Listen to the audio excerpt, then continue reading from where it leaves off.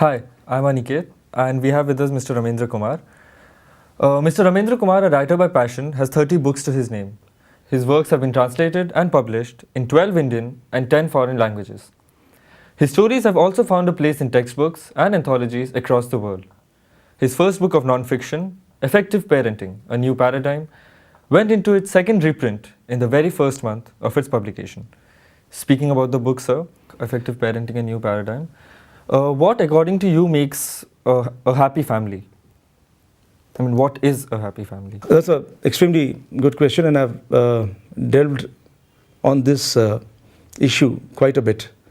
According to me, one of the first and most important elements which make a happy family is the bonding between the parents. I come from a broken family, and when I grew up, in my house there would be skirmishes which would move on to battles and wars. And for us, hardly a week passed, I and my sister, when we grew up, when there was some issue or the other. This gave us a tremendous sense of insecurity. In fact, if I remember, once I had peeped over the garden wall and I had seen my parents and my sister chatting away like any normal family. I was so thrilled. I tucked that memory somewhere deep in my heart, mind and soul. And I would revisit it every time I felt insecure or shaky. The bonding between the parents is extremely, extremely important. Today, what's happening? Now, both the parents are working. There's no such thing as a provider and a nurturer. Both the parents are playing the role of a provider and a nurturer. Egos are blooming. So in such a situation, there is a lot of tension at home. I and my wife, both of us are working. We go to the office together. We work for the same steel plant. We come back together for lunch. Again we go, again we come back. And we do our socializing together. So many times people ask me, don't you get bored?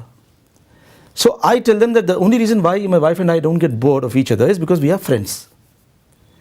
So I would appeal to the present generation is that remain friends. Don't allow that ego to creep in. Because if you have some kind of, bonding at home, some kind of a relationship which is strong at home, the children will have that security, will have that confidence. And they'll grow up to be more normal, balanced, confident human beings. I'll give you just one more example. In many houses, you don't have fights. You don't throw around plates. You don't shout and scream. But you don't talk. This violence of silence is as big a torture for the children as anything else. So my appeal is, please be like friends. If not for your own happiness or whatever, if you want your children to be confident and happy, it's up to you to develop a bonding which would give your children a sense of security.